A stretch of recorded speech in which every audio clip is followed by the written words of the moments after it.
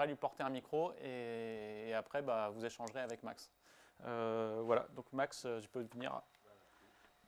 Ouais. Hop. Bonsoir, vous m'entendez bien? Ouais. Bonsoir à tous, merci de me recevoir. Ouais. Bonsoir à tous, merci Ouais. de me recevoir et d'être là pour m'écouter parler de ce que je fais, de ce que j'adore faire. Je me définis un peu comme un movie maker aujourd'hui, c'est-à-dire que j'aime bien faire des films, quelle que soit la technique, elles m'intéressent toutes. Même si c'est vrai, comme l'a dit Franck, je suis essentiellement animateur à la base et je suis devenu réalisateur au fur et à mesure. Voilà. Et c'est quelque chose que je continue de devenir. Et donc là, je vous montre un film qui est pas tout à fait récent, puisqu'il date déjà d'il y a quelques années, mais je trouvais ça intéressant de vous le montrer et de partager avec vous surtout euh, comment dire, mes petits tips, quoi, et surtout le maître mot de mon talk aujourd'hui, c'est je vais essayer de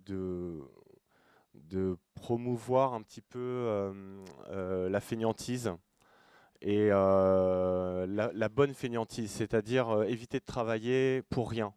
C'est-à-dire qu'on a tous peu de temps pour faire nos films. Là, dans le cadre de ce clip, donc le groupe m'a contacté avec une idée complètement irréalisable et très farfelu, et il n'y avait pas vraiment d'histoire. Et je leur ai dit, j'ai pas envie de prendre du temps sur ma vie à côté de mon travail, parce que j'ai fait ça à côté du travail, donc le soir et le week-end. J'ai envie de prendre ce temps qui est si précieux pour raconter des choses importantes. Donc j'ai pris la décision de raconter l'histoire des origines de la vie, voilà, parce que c'est un thème qui me passionne depuis toujours et j'ai eu une occasion enfin de m'exprimer sur ce sujet et du coup le groupe m'a laissé totalement faire et vraiment j'en suis ravi. Donc peut-être que si vous voulez on peut peut-être le regarder. Ah, il n'y a pas de son? C'est dommage. Bon, bah alors, c'est pas grave, on improvise. On peut regarder sans son d'ailleurs. Peut-être qu'on peut éteindre les lumières aussi, je pense. Donc, comme il n'y a pas de son, je peux continuer à parler. Euh, je vous inviterai plus tard à taper mon blaze et le nom du clip. Vous le trouverez sur YouTube très facilement si vous avez envie d'écouter avec la musique. Donc, Le lien est dispo sur l'annonce du meet-up aussi. d'accord. Bah voilà. Donc, n'hésitez pas à aller le regarder avec la musique. Voilà.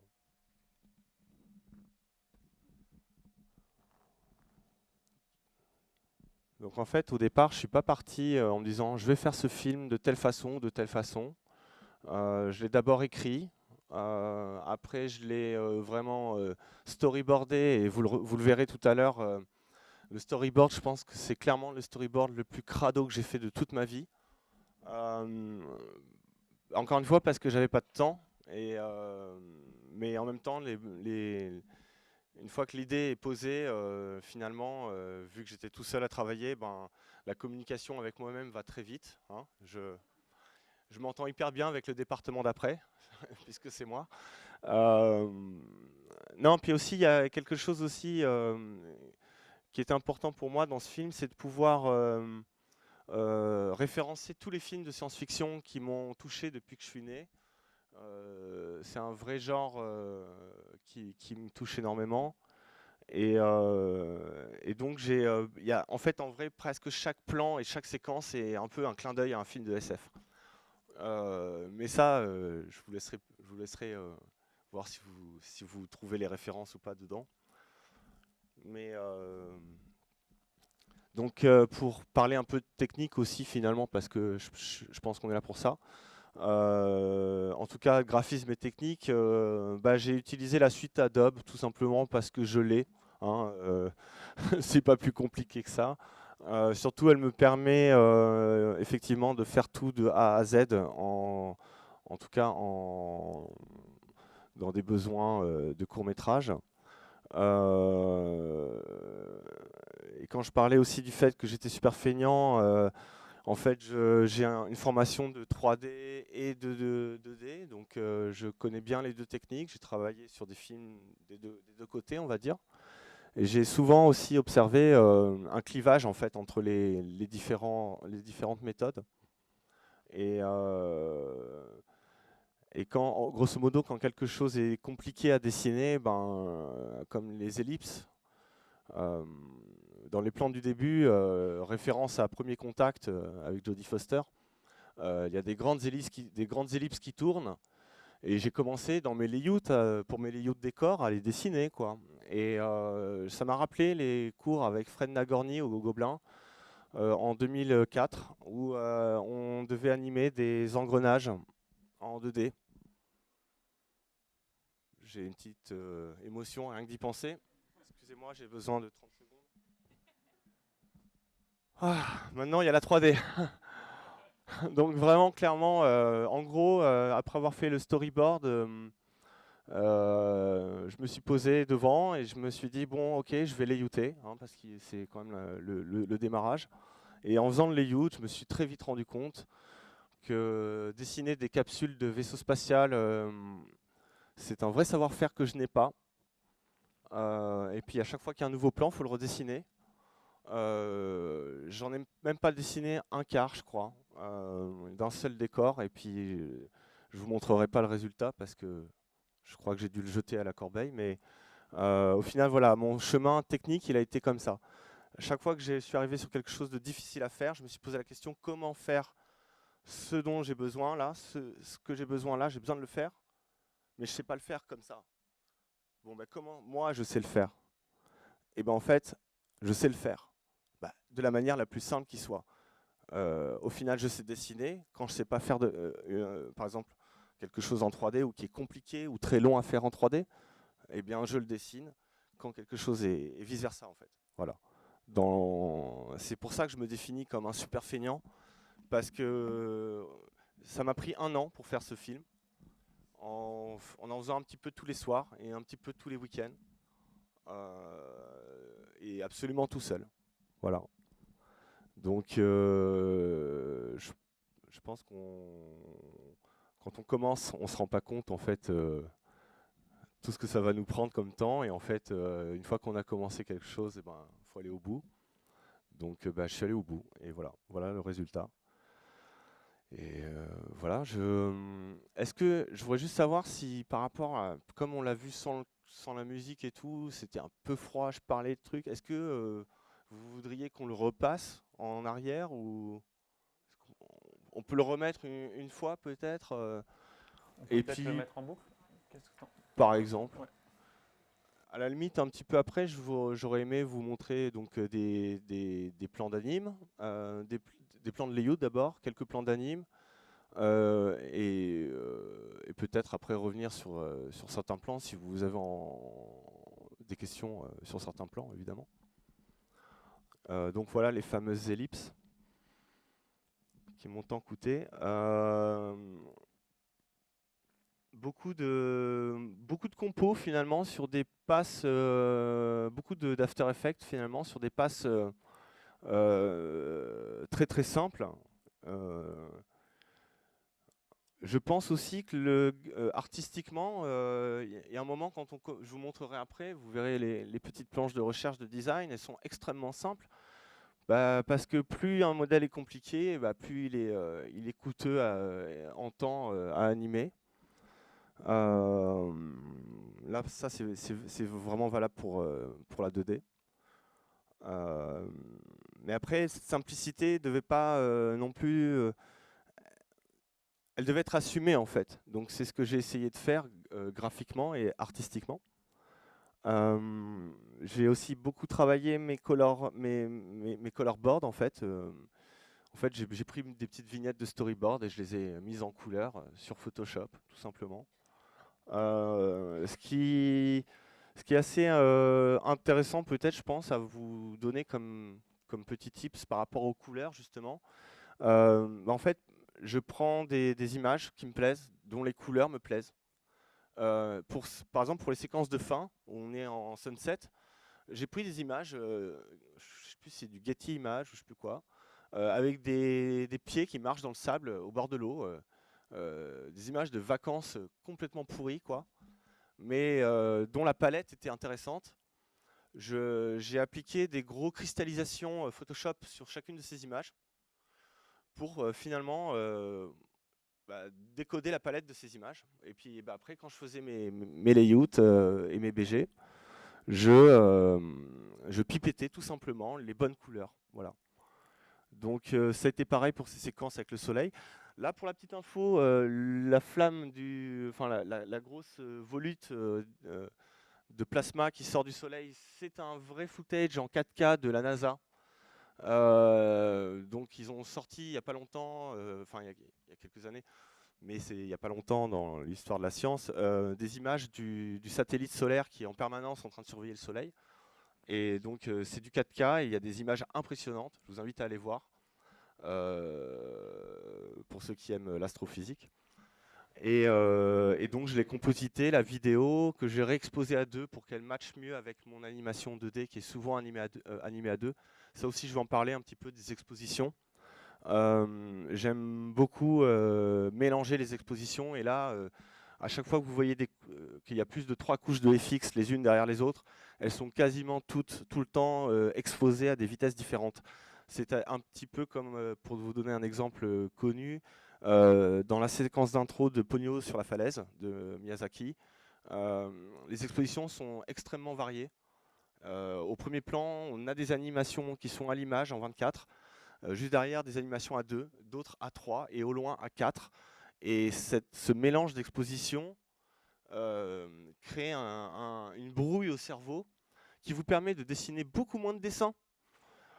Je rigole pas, ça marche vraiment. Et ce film est grosso modo énormément basé sur ça. C'est-à-dire, j'ai presque envie de dire, il n'y a rien dans ce que vous voyez qui est vraiment difficile. Voilà. Pour être tout à fait honnête, aucun plan n'a été plus difficile que ça. Voilà. Je sais pas si je dois en être fier, mais en fait, si, quoi. Ça a été simple à faire, en fait. Voilà. Et voilà, si quelqu'un a un truc en tête, levez la main, il n'y a pas de souci. Hein. Vraiment, ok, cool. Moi, si tu veux, j'ai un truc en tête. Ouais, Est-ce bien que, sûr. alors, je peux te dire un truc. Je suis pas graphiste, hein, donc je préviens avant. Est-ce que tu peux peut-être, on prend un plan là, et tu nous le décomposes un peu, tu nous dis comment tu as fait étape par étape. Je sais pas s'il y a un plan qui te plaît plus. Là, je crois qu'il y avait celui avec le. Moi, je pense qu'on pourrait regarder on pourrait le laisser en arrière-plan, enfin, peut-être faire pause, le laisser pas loin, et puis peut-être regarder quelques layouts là. Ok, bah ouais. Partons sur les layouts. Ça peut être intéressant, les layouts, parce que c'est le premier moment où on se pose des vraies questions en fait. Hein.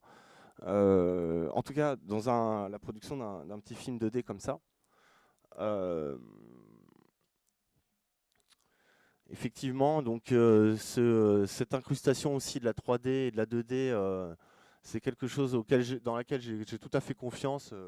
C'est aujourd'hui finalement très très simple d'incruster différentes techniques ensemble. Enfin, je trouve. Voilà, ça c'est intéressant, c'est le storyboard, hein, vraiment. On voit bien hein, le crénelage du fait que ça a été fait en tout petit. Sur ma tablette, c'était grand comme ça tout le long. Voilà, des fois c'est très très rough, mais les idées sont là. Surtout et aussi, je mets toujours des tonals dans mes boards un peu ici et là pour commencer à avoir des indications de lumière. Et même si c'est très très très sommaire. Ouais. Donc ça, voilà, c'est des extraits du storyboard que j'ai bêtement monté dans Premiere. Hein, et alors le fichier Premiere de montage de départ contient effectivement à la fin mes images def, quoi. C'est-à-dire j'ai une couche. À chaque fois, j'implémente une nouvelle couche. J'ai eu le même fichier de montage dès le départ. C'est aussi une de mes façons de travailler. Je suis tout seul, donc j'ai personne pour m'assister.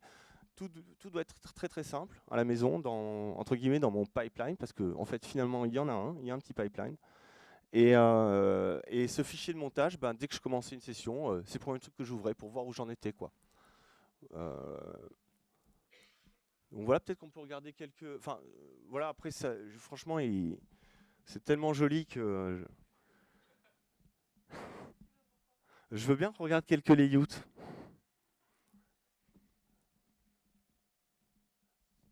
C'est-à-dire que j'ai aussi travaillé dans publicité et j'ai fait des storyboards pour la publicité et on m'a fait pousser le niveau de détail dans mes storyboards à un tel point des fois où sur certaines séquences aussi de, euh, de séries ou de longs.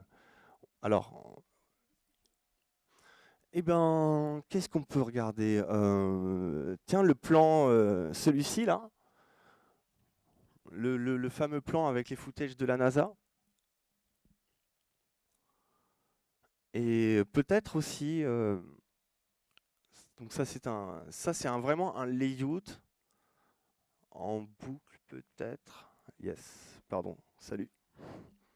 C'est dur de regarder là alors. Donc voilà, ah non, ça a enchaîné sur une autre lecture.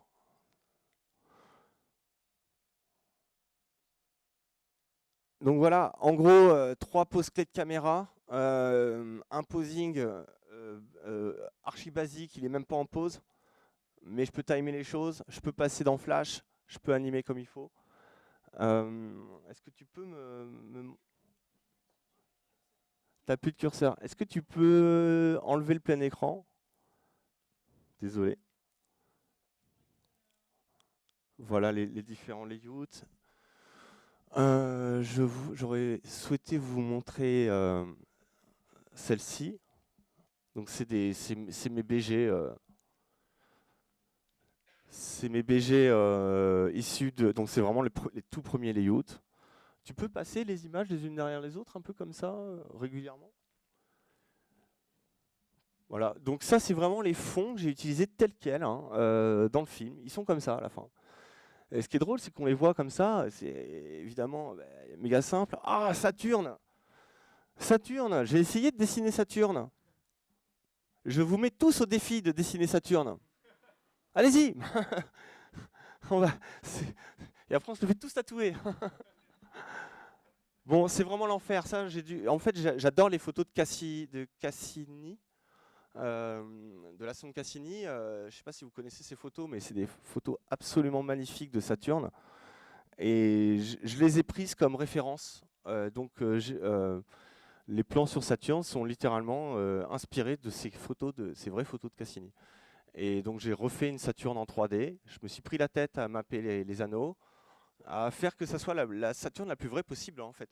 En vrai, tout ce qu'on voit dans ce film, ça a l'air d'être du petit dessin animé, machin, mais en fait, tout est hyper renseigné quoi. Donc je voulais vraiment que si quelqu'un un astrophysicien regarde, il puisse se dire ah ouais d'accord, je reconnais cette planète, telle lune, etc. Tout est très précis. Voilà. Donc des layouts qui permettent déjà en premier lieu de savoir un peu où on va, de commencer à poser les BG parce que c'est quand même un peu une des premières choses dont on a besoin pour commencer à camper un univers. Du FX 3D beaucoup de FX 3D autour du trou noir. Aussi pour la petite histoire, vous avez tous vu Interstellar. Je tiens à dire que j'ai fait ce film avant la sortie d'Interstellar. Donc cette vision du trou noir, c'est la mienne. Et c'est pas grave. Mais je tenais à le dire. Voilà, évidemment, les petits cubes de glaçons. Ça, c'est très intéressant parce que c'est le layout en fait 3D de ma séquence sur Saturne. Évidemment, c'est pas la même 3D que quand on la voit de loin. Oui, c'est des petits glaçons. C'est évidemment pas comme ça, mais je trouve ça graphique et intéressant à se dire ah bah tiens, est-ce que je m'embête à modéliser plein de petits cailloux qui ont l'air réalistes et qui vont pas forcément matcher à l'univers graphique que j'ai installé depuis le début. Je suis dans une anime flash hyper ciselée. Bon bah je fais des cailloux, c'est des gros cubes. Et on se rend pas compte, mais au moment de l'anime, j'ai calé chaque pied sur un caillou. Sauf qu'une fois que vous mettez le motion blur en compositing, on voit plus rien. Donc voilà le genre de petites choses que j'aurais, par exemple sur cette scène d'anime, je pense que j'aurais pu passer une petite heure de moins et peut-être voilà, anticiper cette question-là. Mais j'ai fait quelques petites erreurs, c'est normal, hein. C'est comme ça qu'on apprend. Voilà, j'aurais voulu vous montrer des petits SWF, si j'ai le temps encore. On est à combien de temps? Et aucune question, franchement, non? Bon, bah, c'est que c'est à peu près clair, alors... dans les SWF... Ah oui, ouais, il est là.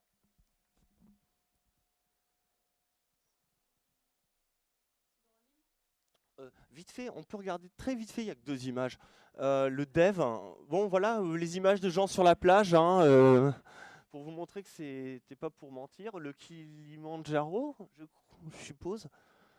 Voilà. Cette gamme, elle m'intéressait, c'est exactement la même qu'on a dans les images à la fin. Voilà le sunset, hein, tout simplement, hein, une petite prairie, excellent. Bah, Jupiter, c'est balèze à dessiner. C'est compliqué. Voilà le car design de mon personnage. Le plus important de... Est-ce que je peux aller devant l'écran ou pas? Je vais sortir de la caméra là. Alors, juste pour vous très rapidement, en fait, le plus important narrativement dans ce film, c'était le fait que mon personnage, en fait, il traverse le temps. Il commence bébé et il finit, c'est un vieillard. Et donc, le design le plus important, c'est vraiment celui-ci. Comment j'allais le faire vieillir? Et du coup, je sais que cette planche-là... Tu parles du design du haut, là, c'est ça? Ouais, c'est ça. Tout ce qu'il y a ici, exactement. Sur YouTube, il ne te voit pas. Donc, alors, sur YouTube, c'est la tranche du haut. Voilà. La tranche pour les couleurs, évidemment, certes, mais en fait, je vous montre ça, je devrais avoir honte. Je devrais vous montrer 12 planches de recherche super bien branlées, avec mes trucs dans tous les sens, comme quand j'étais au Gobelin. Eh les gars, j'ai fait ça la nuit. Donc c'est pour ça que ça a cette gueule-là. Voilà ma planche de design.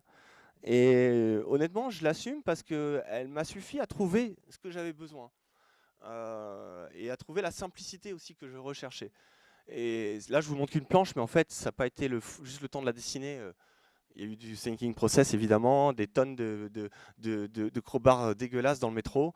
Mais c'est en tout cas celle-là que j'ai gardée comme référence, que je regardais de temps en temps. Est-ce que je peux juste voir le document d'après avec des petits bouts de color script? C'est pareil, c'est des images vraiment dégueulasses dans Photoshop, ultra pixelisées.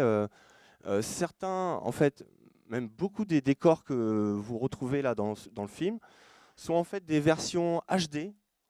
J'ai mis mon image toute petite et puis je l'ai retapé en grand, en HD, quoi. Pour être sûr de conserver aussi, de jamais refaire. Si jamais j'ai une masse de couleurs quelque part qui est bonne, si c'est que du détail et cligner 2-3, hop, bah c'est déjà fait. Bah en gros, il y a énormément de mes color keys qui se retrouvent plaf comme ça à la fin, juste en mode vraiment très bidouille pour rendre ça non pixelisé, quoi. Ça aussi, je trouve qu'on est vraiment dans la méga économie. Mais en tout cas, les intentions, et je raccorde avec un de mes collègues qui va vous parler après des keylights. Je trouve ça intéressant pour le coup, parce que je pense que forcément, ce document de base est un document de travail pour le keylighter aussi. Là, c'était moi, puisque j'ai tout fait, mais en général, c'est un document qui est assez utile, voilà, pour donner, voilà, pour donner le ton. Et je vais peut-être juste montrer une petite scène d'Animo 2, à la limite, quand il arrive sur Mars et qu'il évite le petit robot qui évite. Je peux te la montrer laquelle Alors, c'est.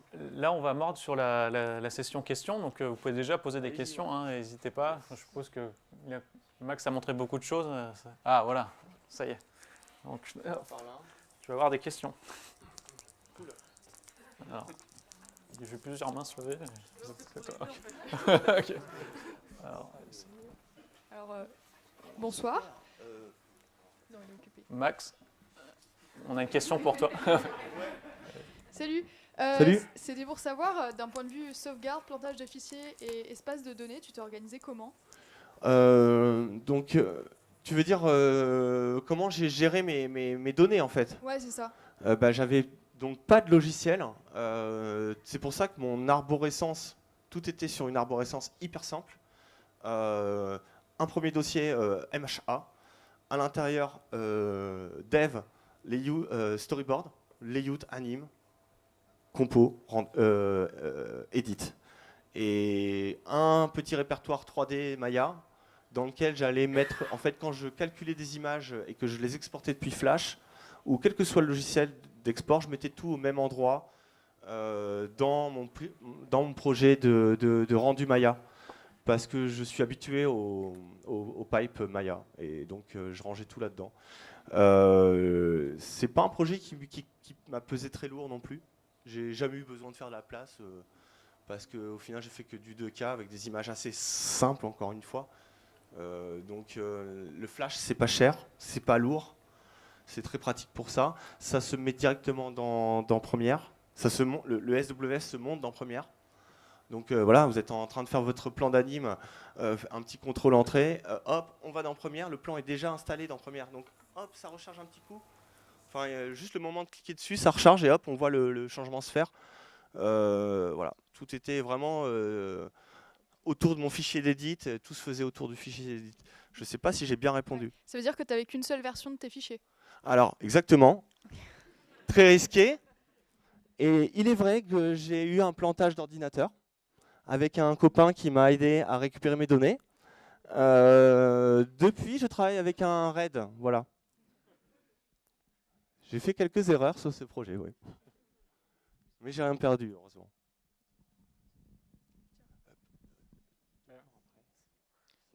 Je demande juste, Ouais. c'est quoi un RAID? Un RAID, c'est quand vous faites plusieurs disques durs en fait, qui sont en doublon, enfin ou en triple. Et quand il lance une sauvegarde sur un, il est sur 3. Voilà. D'accord, ok. Il faut vraiment y aller pour. En gros, ça duplique les données sur plusieurs disques Ouais, voilà. durs. Donc, Maintenant, j'ai ça. S'il y en a un qui casse, tu peux prendre l'autre disque dur et repartir de là. Alors, encore un vrai. Désolé. Est-ce qu'il y a d'autres questions? Les deux d'après, en fait, je voudrais voir les deux d'après. Hop. Juste pour montrer surtout. Ah, on a une autre question en attendant. Cool. Après, il va falloir qu'on enchaîne sur les autres talks. Bah ouais, je vais trop parler. Bonjour. Bonjour. Combien de temps de travail au total à la louche comme ça? Ça a marché? Ouais. Alors, je pense que à la louche, par rapport aussi à d'autres projets que j'ai faits, j'arrive à tomber une minute, un mois, tout seul. Donc si on m'avait enfermé dans une pièce plusieurs mois d'affilée, le film fait 3 minutes. Voilà, donc des petites scènes d'anime. On peut montrer celui d'après au fur et à mesure. Tu les enchaînes, comme ça illustre un peu. Cool. Merci. Donc je dirais, si le film fait 3 minutes par exemple, ça m'aurait pris 3 mois tous les jours, hein, quand même, avec des bonnes journées, je pense. Mais donc là, ça s'est étalé sur 1 an, en mode soir et week-end, vraiment presque tous les soirs. Et le soir, le week-end. Mais je prenais quand même quelques temps le week-end. Mais voilà, je pense que c'est à peu près 3 mois de travail, pour un homme, j'imagine. Ok, on va peut-être passer à la suite. Ouais, carrément, T'avais d'autres merci choses beaucoup. Merci de m'avoir.